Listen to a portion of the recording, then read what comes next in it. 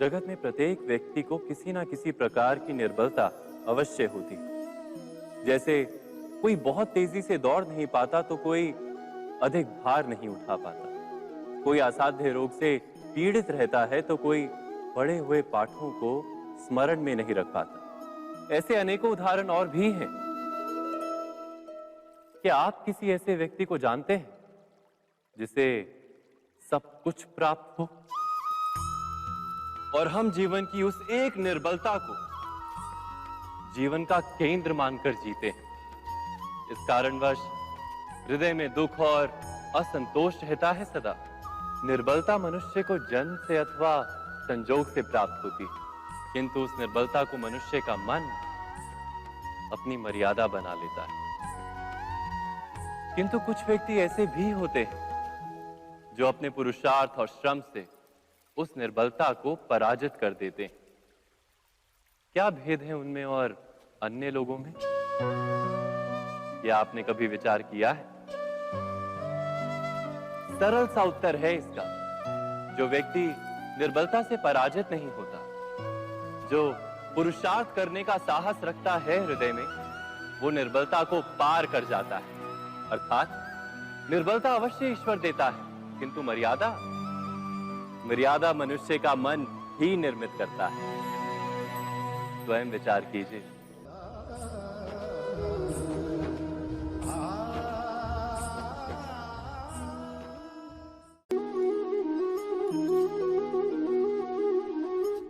भविष्य का दूसरा नाम है संघर्ष। हृदय में आज इच्छा होती है और यदि पूर्ण नहीं हो पाती तो हृदय भविष्य की योजना बनाता है। भविष्य में इच्छा पूर्ण होगी ऐसी कल्पना करता रहता है, किंतु जीवन ना तो भविष्य में है ना अतीत में। जीवन तो इस क्षण का नाम, अर्थात इस क्षण का अनुभव ही जीवन का अनुभव। पर हम ये जानते हुए भी इतना सा सत्य समझ नहीं पाते। या तो हम बीते हुए समय के स्मरणों को घेर कर बैठे रहते हैं, या फिर आने वाले समय के लिए हम योजनाएं बनाते रहते हैं और जीवन जीवन बीत जाता है।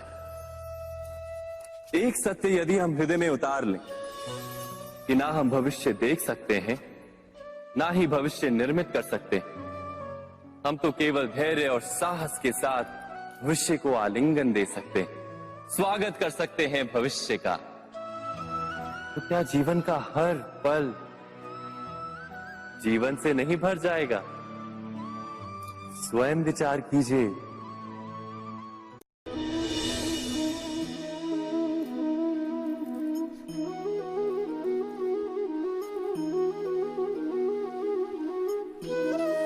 ज्ञान प्राप्ति सदा ही समर्पण से होती है, ये हम सब जानते हैं।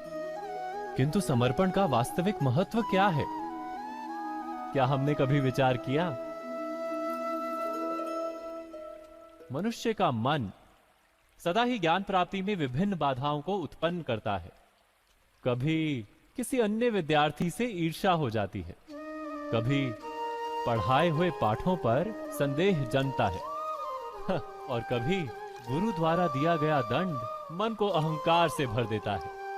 नहीं, क्या ऐसा नहीं होता? न जाने कैसे कैसे विचार मन को भटकाते हैं और मन की इसी अयोग्य स्थिति के कारण हम ज्ञान प्राप्त नहीं कर पाते। मन की योग्य स्थिति केवल समर्पण से निर्मित होती है। समर्पण मनुष्य के अहंकार का नाश करता है। ईर्ष्या, महत्वाकांक्षा आदि भावनाओं को दूर कर हृदय को शांत करता है और मन को एकाग्र करता है। वास्तव में ईश्वर की सृष्टि में ना ज्ञान की मर्यादा है, ना ज्ञानियों की। गुरु दत्तात्रेय ने तो गाय और श्वान से भी ज्ञान प्राप्त कर लिया था। अर्थात विषय ब्रह्म ज्ञान का हो या जीवन के ज्ञान का या गुरुकुल में प्राप्त होने वाले ज्ञान का, उसकी प्राप्ति के लिए गुरु से अधिक महत्व है उस गुरु के प्रति हमारा समर्पण, क्या ये सत्य नहीं?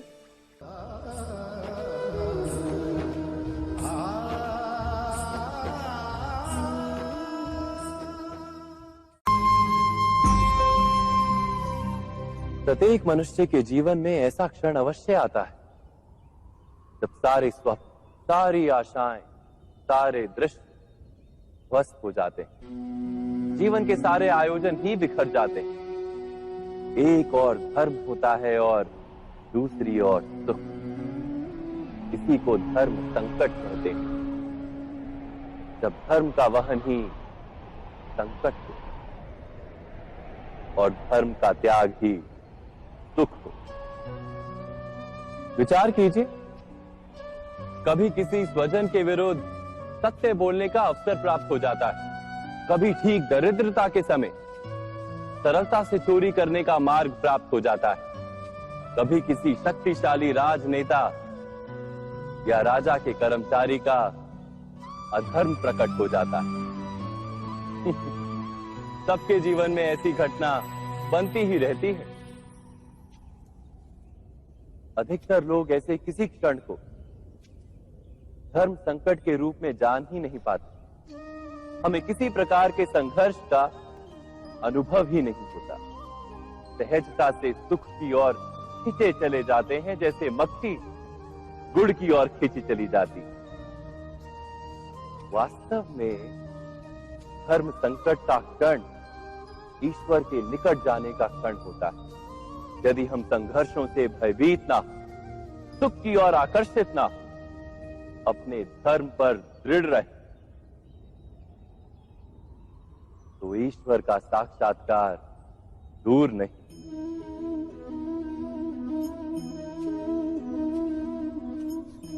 पवन से युद्ध करने वाला पत्ता यदि पेड़ से गिरता है तो भी आकाश की ओर उठता है।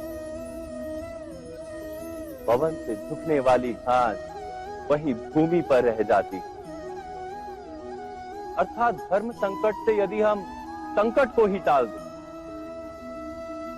तो सुख तो मिलता है, जीवन बढ़ता है, किंतु क्या चरित्र नहीं टूटता? क्या आत्मा दरिद्र नहीं हो जाती? क्या ईश्वर से अंतर नहीं हो जाता? स्वयं विचार किए।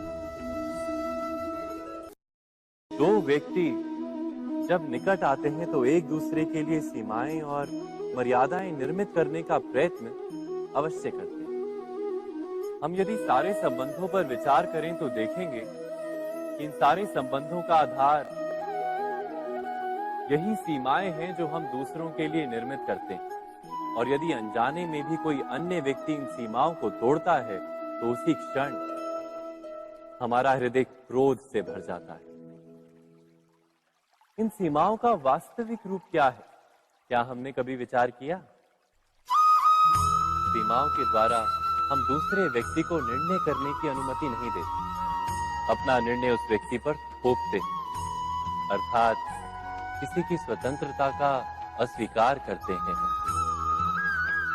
और जब स्वतंत्रता का अस्वीकार किया जाता है तो उसका हृदय दुख से भर जाता है। और जब वो सीमाओं को तोड़ता है तो हमारा हृदय क्रोध से भर जाता है। क्या ऐसा नहीं होता?